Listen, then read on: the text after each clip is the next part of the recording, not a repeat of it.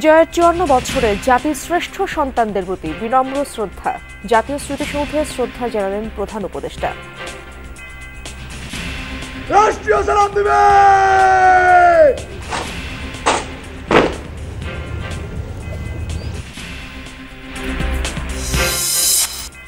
স্মৃতিসৌধে সর্বস্তরের মানুষের ঢল। নতুন বাংলাদেশ গড়ার প্রত্যয়, নানা আয়োজনে সারা দেশে বিজয় উৎসব।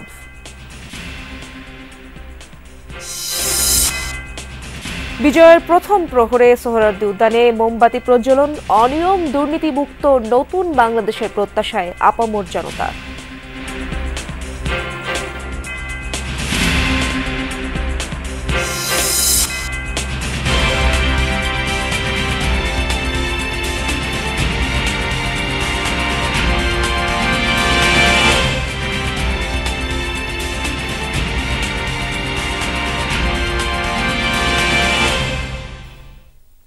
দর্শক, বিজয় দিবসের শুভেচ্ছা। আমন্ত্রণ যমুনা নিউজে আপনাদের সঙ্গে থাকবো আমি ইশরাত জাহান। এতক্ষণ শিরোনাম দেখছিলেন। আজ মহান বিজয় দিবস, বাঙালির গৌরবের দিন। বিজয়ের এই দিনে মুক্তিযুদ্ধের বীর শহীদদের গভীর শ্রদ্ধাভরে স্মরণ করছে জাতি। সূর্যোদয়ের সাথে সাথে সাভারের জাতীয় স্মৃতিসৌধে মুক্তিযুদ্ধের শহীদ জাতির শ্রেষ্ঠ সন্তানদের প্রতি শ্রদ্ধা জানান রাষ্ট্রপতি মোহাম্মদ শাহাবুদ্দিন। পরে প্রধান উপদেষ্টা ডক্টর ইউনুস ও পূর্ব তিমুরের রাষ্ট্রপতি জোসে রামোস হোর্তাও শ্রদ্ধা জানান জাতীয় স্মৃতিসৌধে। এরপর সেখানে কিছুক্ষণ নীরবে দাঁড়িয়ে সম্মান জানান মুক্তিযুদ্ধে জীবন উৎসর্গকারী বীর সেনানীদের প্রতি। এ সময় উপস্থিত ছিলেন বিভিন্ন দেশের রাষ্ট্রদূত, অন্তর্বর্তী সরকারের উপদেষ্টা ও ৩ বাহিনীর প্রধান সহ অনেকেই। বীর শহীদদের শ্রদ্ধা জানান প্রধান বিচারপতি। পরে পরিদর্শন বইয়ে স্বাক্ষর করেন তারা।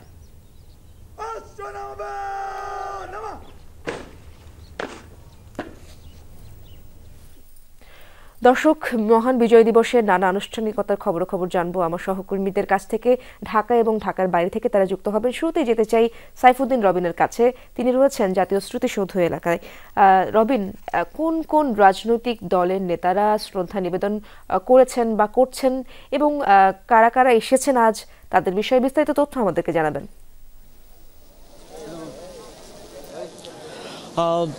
মহামান্য রাষ্ট্রপতি এবং প্রধান উপদেষ্টার শ্রদ্ধা নিবেদন শেষেই আসলে সর্বসাধারণের জন্য উন্মুক্ত হয়েছে জাতীয় স্মৃতিসৌধ প্রাঙ্গণ। এরপর থেকেই বলা চলে সর্বসাধারণের সেই ঢল অব্যাহত রয়েছে স্মৃতিসৌধ এলাকায়।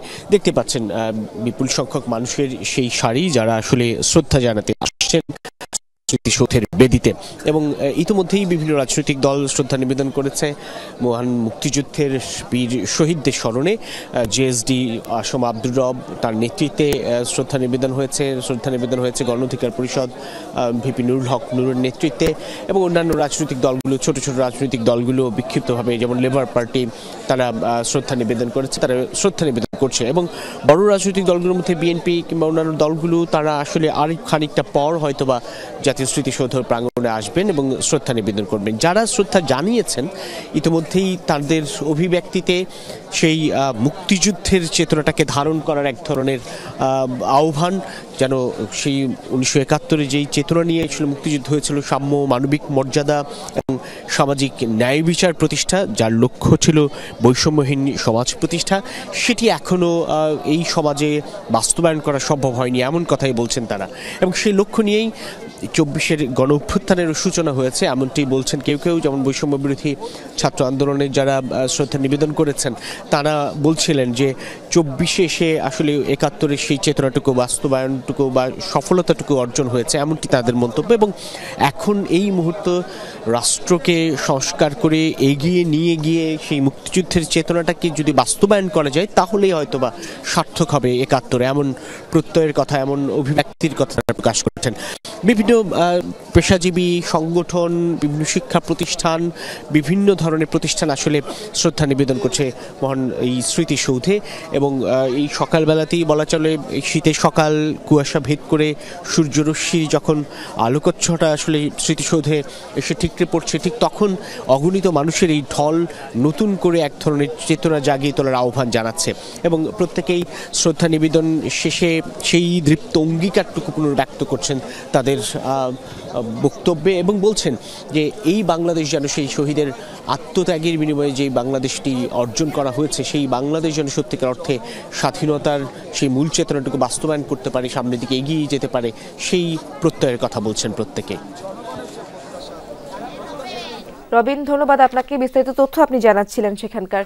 দর্শক, আমরা এবার আরেক সহকর্মী আলামিন হক সেখানে রয়েছেন, সাইফুদ্দিন রবিনের কাছাকাছি তিনি রয়েছেন, তার কাছ থেকে সর্বস্তরের মানুষের শ্রদ্ধা নিবেদনের খবরাখবর জানবো আমরা। কি বলছেন তারা আমাদেরকে জানাবেন অহন। তারা বলছেন, বিশেষ করে আমি প্রবীণদের সঙ্গে কথা বলছিলাম, তারা বলছিলেন 1971 সালের যুদ্ধ, সেই যুদ্ধ যে উদ্দেশ্য হয়েছিল সেই লক্ষ্য একই রয়েছে এখন পর্যন্ত, এবং যতদিন বাংলাদেশ থাকবে সেই যে মুক্তিযুদ্ধের চেতনা সেটি 24 কিংবা 71 এটির সঙ্গে মিলানো যাবে না।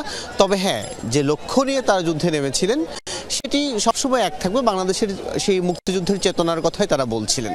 এই সব সাধারণ মানুষ একই সঙ্গে বলছিলেন সাধারণ মানুষের চাওয়া পাওয়া খুব বেশি নয়, সেই চাওয়া পাওয়ার মূল্যায়ন যেন এই অন্তর্বর্তীকালীন সরকার যারা রয়েছেন তারা করেন। একই সঙ্গে তারা এও বলছিলেন যে কিছুদিন আগেও বিশেষ করে তারা গেল কয়েক বছরের কথা বলছিলেন, দ্রব্যমূল্যের কথা বলছিলেন, সাধারণ মানুষের সাধারণত চাওয়া সেটিই থাকে, সেটি খুব বেশি নিয়ন্ত্রণে এখন পর্যন্ত আনা যায়নি। আমরা সিন্ডিকেটের কথা বলছিলাম, সেই সিন্ডিকেট কতটা ভাঙ্গা হলো, কতটা ভাঙ্গা গেল সেটির কথা বলছেন, সেই প্রত্যাশার কথায় বারবারই সাধারণ মানুষ মনে করিয়ে দিচ্ছিলেন আমরা যারা গণমাধ্যম কর্মী রয়েছি তাদেরকে।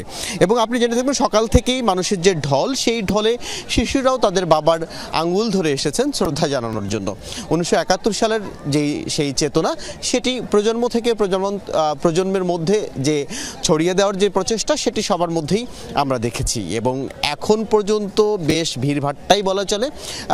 আমরা গতবারও আমি এখানে ছিলাম, আমি দেখেছি এখন 8টা বাজে, এই 8টার সময় যে পরিমাণ মানুষ শ্রদ্ধা জানানোর জন্য আসে, এবার তার চাইতে বেশি সংখ্যক মানুষ আমার কাছে মনে হয়েছে শ্রদ্ধা জানানোর জন্য এসেছেন। তবে এবার একটি বিষয় খুবই লক্ষণীয়, একেবারে তরুণ প্রজন্মের যে লোক রয়েছেন, তরুণ প্রজন্মের যারা রয়েছেন সে তরুণ প্রজন্মের প্রতিনিধি বলা চলে, তরুণ প্রজন্মের যে একাংশ তাদেরকে আমরা বেশি দেখতে পাচ্ছি। সেটি একটা হতে পারে যে 24-এর যে চেতনা, সেই চেতনাকে ধারণ করেই হয়তো তারা এখানে এসেছেন সেই বীর শহীদদের শ্রদ্ধা জানানোর জন্য।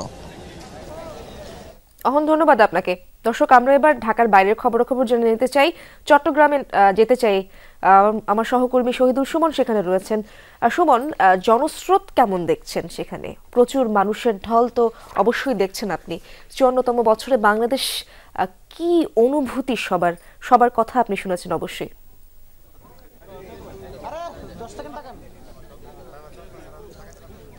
ইশরাত, গত বছর থেকে চট্টগ্রামের যেই শহীদদের শ্রদ্ধা জানানো বিজয় দিবস সেটি কিন্তু শহরের কিছুটা, মূল শহর থেকে কিছুটা দূরে থাকায় সাধারণ মানুষের যেই ঢল শ্রদ্ধা জানানো সেটি কিছুটা কমে এসেছে। আমরা সকালে দেখেছিলাম 6টা 25 মিনিটে আসলে সূর্যোদয়ের সাথে সাথে 31 বার তোপধ্বনির মধ্য দিয়ে চট্টগ্রামের যে আনুষ্ঠানিকতা বিজয় দিবসে সেটি শুরু হয়েছিল। তারপরেই যৌথভাবে চট্টগ্রামের সিটি মেয়র, বিভাগীয় কমিশনার, জেলা প্রশাসক তারা ফুল দিয়ে শ্রদ্ধা জানিয়েছেন বীর শহীদদের। তারপরেই বিভিন্ন সরকারি দপ্তর এবং বিভিন্ন সংস্থা সরকারি তাদের ঊর্ধ্বতন কর্মকর্তারা আসলে শ্রদ্ধা জানিয়েছে। এখন সাধারণ মানুষ শ্রদ্ধা জানাচ্ছেন। তবে এবার কিছুটা সাধারণ মানুষের কিছুটা ঢল আমরা কম দেখছি, যার কারণ হিসাবে আসলে শহর থেকে কিছুটা বাইরে হওয়ায় এখানে আসার যেই ব্যবস্থা, যোগাযোগ সেটি আসলে কিছুটা কম থাকায় সাধারণ মানুষের যে উপস্থিতি সেটি কিছুটা কম দেখছি। তারপরও আমরা আসলে যে শ্রদ্ধা জানানোর যে ঢল সেটি আসলে বহমান রয়েছে। কিছুক্ষণ পরপরই বিভিন্ন সংগঠন, সংস্থা, দপ্তর তারা তাদের প্রতিনিধিরা এসে কিন্তু শ্রদ্ধা জানাচ্ছেন, এবং সারা দিন ব্যাপী কিন্তু আমরা দেখছি সরকারি বেসরকারি বিভিন্ন সামাজিক সাংস্কৃতিক সংগঠনের পক্ষ থেকে দিনব্যাপী আসলে নানা কার্যক্রম রয়েছে।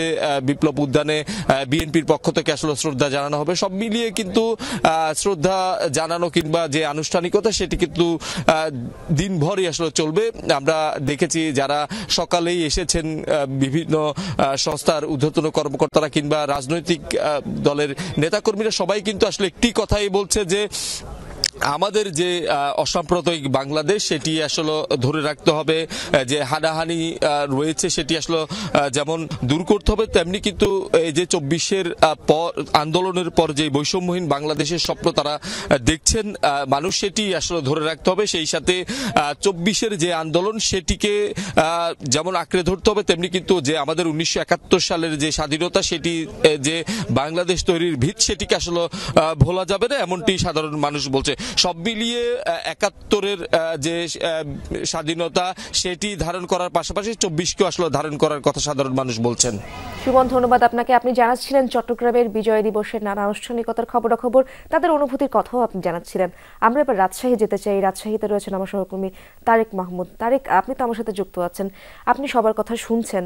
অনেকটা পরিবর্তনের মধ্য দিয়ে এবারের বিজয় দিবস, সবার অনুভূতি সম্পর্কে আপনি জানতে চেয়েছেন অবশ্যই, এবং মানুষের ঢল আপনি কেমন দেখছেন? ইশরাত, মানুষের ঢল কিন্তু নেমেছে রাজশাহী বিশ্ববিদ্যালয়ের কেন্দ্রীয় শহীদ মিনারে রয়েছে। শহীদ মিনারে আপনি নিশ্চয়ই দেখতে পাচ্ছেন যে শহীদ মিনারে রাজশাহী বিশ্ববিদ্যালয়ের বিভিন্ন বিভাগের শিক্ষক শিক্ষার্থীরা এবং প্রত্যেকটি যে হল রয়েছে, মেয়েদের ছেলেদের হলগুলো রয়েছে, সেই হল থেকে কিন্তু শিক্ষার্থীরা এসেছেন এবং রাজশাহীতে যথাযোগ্য মর্যাদায় এই ভাবগম্ভীর্যের মধ্য দিয়েই কিন্তু মহান বিজয় দিবস উদযাপন করা হচ্ছে।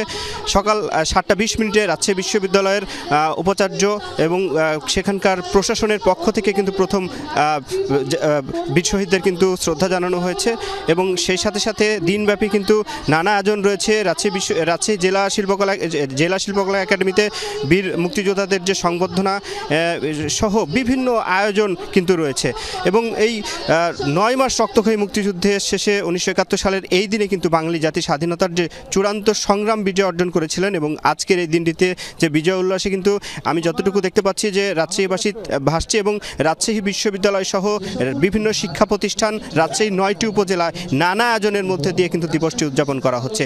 গত 5 আগস্ট ছাত্র জনতার অভ্যুত্থানে আওয়ামী লীগ সরকারের পতন এবং 8 আগস্ট অন্তর্বর্তী সরকার ক্ষমতা গ্রহণের পরে কিন্তু এই বিজয় দিবস প্রথম এবং এই দিবস উপলক্ষে রাজশাহীবাসী আমি যারা রয়েছে, যারা শ্রদ্ধা জানাতে আসছে তাদের সাথে কথা বলেছি। তারা যেমনটি বলছেন যে বীর মুক্তিযোদ্ধা এবং শহীদদের যে আত্মত্যাগের কথা তারা বলেছেন, যাদের রক্তের বিনিময়ে চূড়ান্ত যে বিজয় সেটি অর্জন হয়েছিল এবং যথাযথ মর্যাদায় সকাল থেকে আমি দেখতে পাচ্ছি রাজশাহীতে এই মহান বিজয় দিবসের যে কার্যক্রম সেটি হচ্ছে এবং সেই সাথে সাথে দিনব্যাপী নানা আয়োজন রয়েছে শিক্ষা প্রতিষ্ঠানগুলোতে শিক্ষার্থীদের অভিবাদন এবং যতটুকু দিনব্যাপী ক্রীড়া প্রতিযোগিতা, সাংস্কৃতিক অনুষ্ঠান সহ এবং এই বিভিন্ন ধর্ম উপাসনালয়ে মসজিদে দোয়া মোনাজাত এবং মন্দিরে প্রার্থনা সহ বিভিন্ন আয়োজন রয়েছে। সকাল থেকে মানুষের ঢল নেমেছে কেন্দ্রীয় শহীদ মিনারগুলোতে এবং এখন পর্যন্ত কিন্তু মানুষ শ্রদ্ধা জানাচ্ছে। ইশরাত, তারেক, দিনব্যাপী নানা আয়োজনের খবর আপনার কাছ থেকেই জেনে নেবে দর্শক। আপনাকে অনেক ধন্যবাদ আমাদের সাথে যুক্ত হওয়ার জন্য। তোপধ্বনির মাধ্যমে দেশের সূর্য সন্তানদের শ্রদ্ধা জানালো সশস্ত্র বাহিনী। সূর্যোদয়ের পরপরই জাতীয় প্যারেড স্কয়ারে 31 বার তোপধ্বনি দেওয়া হয়। এর মাধ্যমে 54তম বিজয় দিবসের কর্মসূচির উদ্বোধন করা হয়। সকালে তেজগাঁও পুরনো বিমানবন্দর এলাকায় জাতীয় প্যারেড স্কয়ারে বাংলাদেশ সেনাবাহিনীর আয়োজনে এই তোপধ্বনি করা হয়।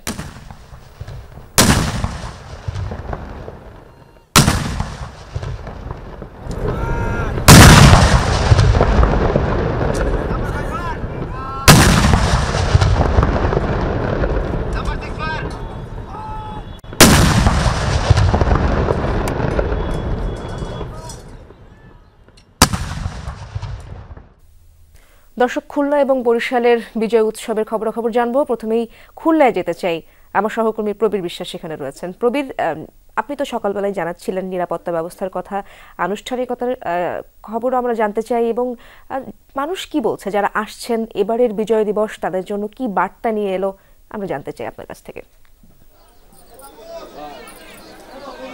নতুনভাবে একটা বার্তা দিয়েছে ইরশাদ, কারণ যারা এখানে শ্রদ্ধা নিবেদন করতে এসেছে তারা সকলেই বলেছে একটা পট পরিবর্তনের মধ্য দিয়ে বাংলাদেশ নতুনভাবে সূচনা করছে। সে কারণেই 1971 সালে যে মুক্তিযুদ্ধটি হয়েছিল এবং তারপর 16ই ডিসেম্বরের বিজয়, সেই দিনটিতে মানুষ শপথ নিয়েছে, যারা শ্রদ্ধা নিবেদন করেছে যে আগামীতে একটি অসাম্প্রদায়িক চেতনার দেশ তারা গড়তে চায়। এবং যেভাবে মুক্তিযুদ্ধ হয়েছিল এই দেশের সমস্ত শ্রেণী পেশার মানুষ যেভাবে যুদ্ধে অংশগ্রহণ করেছিল, হিন্দু, মুসলিম, বৌদ্ধ, খ্রিস্টান, ঠিক একইভাবে আগামীর দিনগুলো কিন্তু সকলে মিলে এই দেশ গড়তে চায়।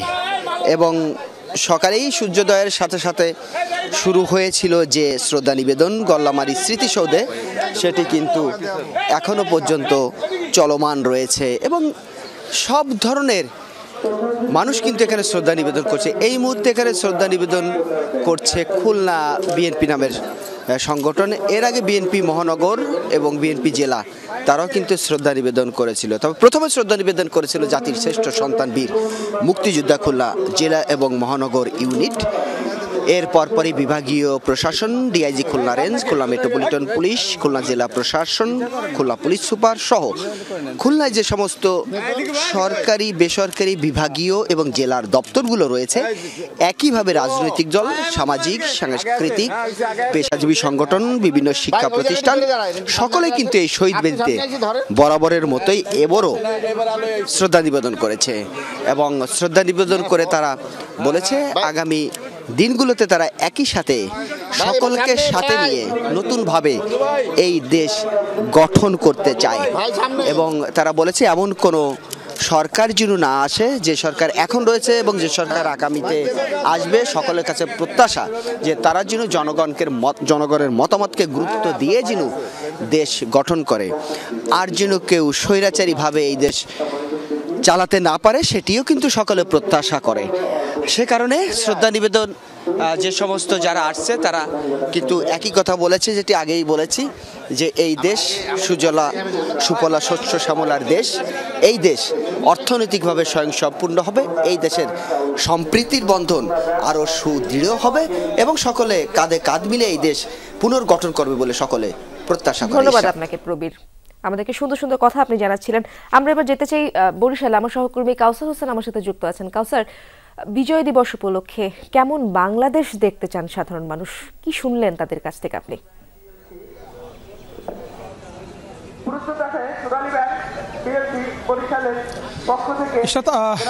সূর্যোদয়ের সাথে সাথেই কিন্তু বরিশালের যে মহান বিজয় দিবসের যে আনুষ্ঠানিকতা সেটি শুরু হয়েছে এবং কালেক্টরের সংলগ্ন যে মুক্তিযুদ্ধ স্মৃতি ফলক রয়েছে সেখানে প্রশাসনের কর্মকর্তারা ফুল দেওয়ার মধ্য দিয়ে বিজয় দিবসের আনুষ্ঠানিকতা শুরু হয়। এরপরে কিন্তু যতই সময় গড়াচ্ছে বিভিন্ন সাংস্কৃতিক, সামাজিক, রাজনৈতিক সংগঠনের নেতৃবৃন্দ মুক্তিযুদ্ধ স্মৃতি ফলকে আসছেন এবং শহীদ মুক্তিযোদ্ধাদের প্রতি শ্রদ্ধা জানাচ্ছেন এবং পাশাপাশি বিভিন্ন শিক্ষা প্রতিষ্ঠান থেকে শুরু করে সরকারি, বেসরকারি প্রতিষ্ঠানের কর্মকর্তারা, শিক্ষার্থীরা এখানে শহীদদের প্রতি শ্রদ্ধা জানাচ্ছেন এবং যারা এখানে আসছেন মুক্তিযোদ্ধা থেকে শুরু করে সরকারি কর্মকর্তা বা বিভিন্ন শ্রেণী পেশার মানুষ, তারা বলছেন যে বিজয়ের 54 বছরে বাংলাদেশটা যেখানে দেখার কথা ছিল সেখানে কিন্তু এখন পর্যন্ত পৌঁছাতে পারেনি। তারা সবার আগে যেটি আসলে প্রাধান্য দিচ্ছেন সেটি হলো যে একটি বৈষম্য বিরোধী বাংলাদেশ, যেখানে কোনো বৈষম্য থাকবে না।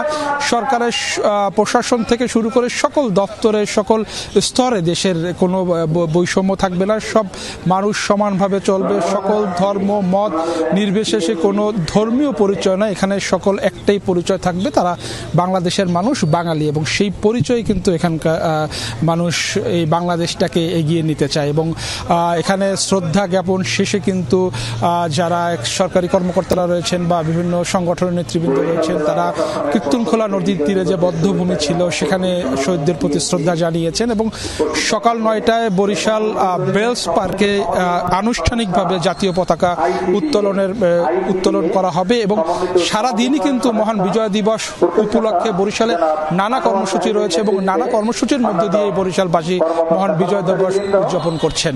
ইশতাক, ধন্যবাদ আপনাকে। এই শীতের সকালে এত মানুষ জড়ো হয়েছেন শ্রদ্ধা নিবেদনের জন্য, দেখছিলাম আমরা। মহান বিজয় দিবস উপলক্ষে রাজারবাগ পুলিশ স্মৃতিসৌধে বীর শহীদদের প্রতি শ্রদ্ধা নিবেদন করেছেন স্বরাষ্ট্র উপদেষ্টা অবসরপ্রাপ্ত লেফটেন্যান্ট জেনারেল মোহাম্মদ জাহাঙ্গীর আলম চৌধুরী। আমরা সরাসরি যাচ্ছি সেখানে।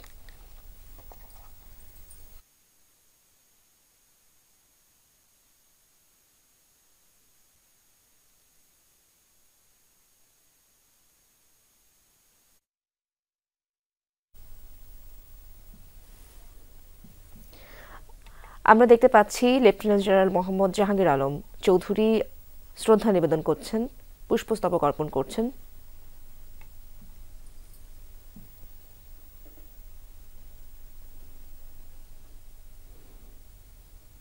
তিনি এই মাত্র শ্রদ্ধা নিবেদন শেষ করলেন।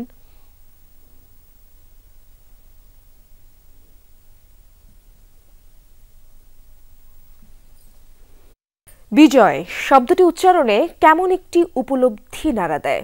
মানচিত্র, সীমানা, লাল সবুজ পতাকা, নাকি বিজয় মানে 17 কোটি মানুষের বেঁচে থাকার অধিকার?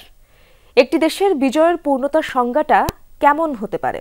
দর্শক, বিজয় উদযাপনে বাংলাদেশ কতটুকু দুরন্ত, কতটুকু রঙিন? মাহফুজ মিঠুর ক্যামেরায় সহকর্মী ফারহানা নান্সি জানাবেন বিস্তারিত। একটা দেশের জন্ম হলো প্রতিবাদের ভাষায়, শত প্রাণের আত্মত্যাগের বিনিময়ে। কত আনন্দ হাসি, কত দুঃখ কষ্ট, পাওয়া না পাওয়ার খেরো খাতা জমে, শত অর্জন, শত ব্যর্থতায় স্বপ্ন দেখে বিজয়ের স্বাদ নেয় দেশটা। নাম তার বাংলাদেশ। একটা দেশ কেমন হলে বিজয়ের স্বাদ আসলেই পাওয়া যায়? একটা দেশ কতটুকু বিজয় উদযাপন করতে পারে প্রকৃতপক্ষে? যখন ঘুষ ছাড়াই সবুজ পাসপোর্টটা পেয়ে যায় সঠিক সময়, তখন জয় হয় বাংলাদেশের। কোনো হয়রানি ছাড়াই যখন নিজের দেশের সবুজ পাসপোর্টটা হাতে নেয়, তখনই তো গর্বে বুক ভরে যায়।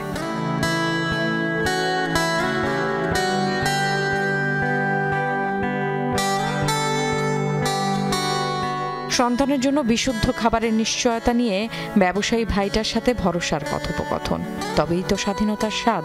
উৎসবে পার্বণে নিত্য পণ্যের দাম কমিয়ে ব্যবসায়ীরা যখন আমাদের সুখ দুঃখের ভাগিদার হবেন, তখন পাবো বিজয়ের স্বাদ। সরকারি চিকিৎসা ব্যবস্থা নেই, কোনো সিন্ডিকেট নেই, কোনো ভোগান্তি, সেবার মান ফার্স্ট ক্লাস। নারায়ণগঞ্জ থেকে আসা বৃদ্ধ আবুল হোসেন তখনই জিতে যায়।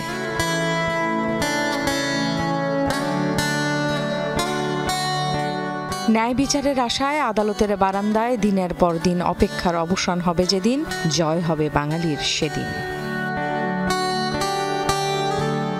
সকাল থেকে রাত অবধি ট্রাফিক নিয়মের সাথে সবার যদি বনিবনা হয়ে যায়, কেউ ভাঙছে না ট্রাফিক নিয়ম, তখনই জিতে যাব আমরা।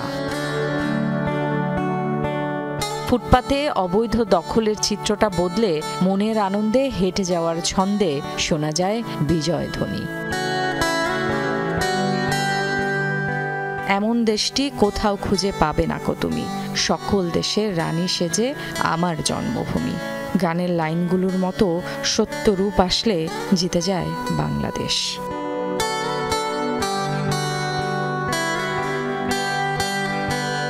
ফারহানা নান্সি, যমুনা নিউজ, ঢাকা। ৭১ ও ২৪-এর শহীদদের স্মরণের মধ্য দিয়ে উদযাপিত হলো বিজয়ের প্রথম প্রহর। সোহরাওয়ার্দী উদ্যানে মোমবাতি প্রজ্বলন ও দোয়ার মাধ্যমে শহীদদের প্রতি শ্রদ্ধা জানায় জাতীয় নাগরিক কমিটি। এ সময় সংগঠনটির নেতারা জানান, ৭১ এবং ২৪-এর যুদ্ধাপরাধীদের বিচার চান তারা। একই সময়ে ঢাকা বিশ্ববিদ্যালয়ের টিএসসিতে ফানুস উড়িয়ে উদযাপন করা হয় বিজয়ের প্রথম প্রহর।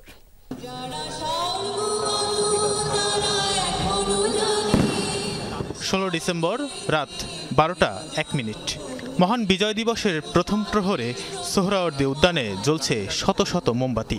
১৯৭১ আর ২০২৪-এর শহীদদের স্মরণ করতে সেখানে জড়ো হয়েছেন জাতীয় নাগরিক কমিটির নেতাকর্মীরা।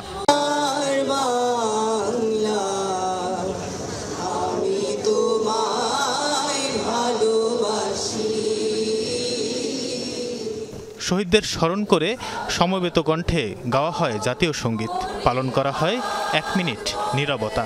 শহীদদের আত্মার মাগফিরাত কামনা করে দোয়া পরিচালনা করেন জাতীয় নাগরিক কমিটির সদস্য সচিব আখতার হোসেন। মাহবুব তাদের মধ্য থেকে যারা পরলোকগত হয়েছেন, শহীদ হয়েছেন, তাদের সকলকে তুমি জান্নাত নসিব করিও। পরে তার বক্তব্যে আখতার জানান, ৭১-এর পাশাপাশি ২৪-এর যুদ্ধাপরাধীদেরও বিচার চায় নাগরিক কমিটি। এ সময় বাংলাদেশের সার্বভৌমত্বের প্রতি সম্মান জানিয়ে শেখ হাসিনাকে ফিরিয়ে দিতে ভারতের প্রতি আহ্বান জানান তিনি। যারা যুদ্ধাপরাধী তাদের যেমন বিচার নিশ্চিত করতে হবে, ২৪ সালের যুদ্ধাপরাধীদেরও বিচার নিশ্চিত করতে হবে। বাংলাদেশের স্বাধীনতা, সার্বভৌমত্ব, বাংলাদেশের বিজয় দিবসের প্রতি যদি ভারতের দায় থেকে থাকে, সম্মান থেকে থাকে, অবিলম্বে ভারত গণহত্যাকারী, যুদ্ধ অপরাধী, মানবতা বিরোধী অপরাধী শেখ হাসিনাকে বাংলাদেশের বিচারের কাছে সুপর্দ করবে।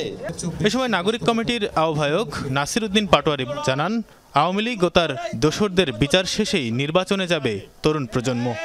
আওয়ামী লীগের বিচার, আওয়ামী লীগের দোসরদের বিচারের আগে বাংলাদেশে যারা ইলেকশনের কথা বলবে, আমরা মনে করি তারাও আওয়ামী লীগের সাথে সুর মিলাচ্ছে। তাদেরকে এইসব হীন কার্যক্রম থেকে সরে আসতে হবে। যত বড় রাজনৈতিক দল হন না কেন আপনারা শেখ হাসিনার পরিণতি লক্ষ্য রাখুন। জাতীয় নাগরিক কমিটির মুখ্য সংগঠক সার্জিস আলম বলেন, তারা এমন বাংলাদেশ গড়তে চান যেখানে কেউ কোনো ধর্ম বা এলাকা, পাহাড় বা সমতলের দোহাই দিয়ে কাউকে ছোট করতে পারবে না। আমরা বিশ্বের কোন দেশের এক্সটেনশন হতে চাই না। আমরা একটি দেশ হিসেবে মাথা উঁচু করে গর্ব ভরে এই পৃথিবীর মানচিত্রে জায়গা করে নিতে চাই। আমাকে যেন কেউ কোনো ধর্মের দোহাই দিয়ে, কেউ কোনো এলাকার দোহাই দিয়ে, কেউ পাহাড় কিংবা সমতল বলে আমাকে কোনোদিন এই বাংলায় আর ছোট না করতে পারে। শহীদদের প্রতি শ্রদ্ধা জানাতে আসা মানুষেরা জানালেন, অন্য সব বছরের তুলনায় ভিন্ন এবারের বিজয় দিবস। তাদের প্রত্যাশা নতুন প্রজন্মের আর কাউকে যেন রক্ত দিতে না হয়।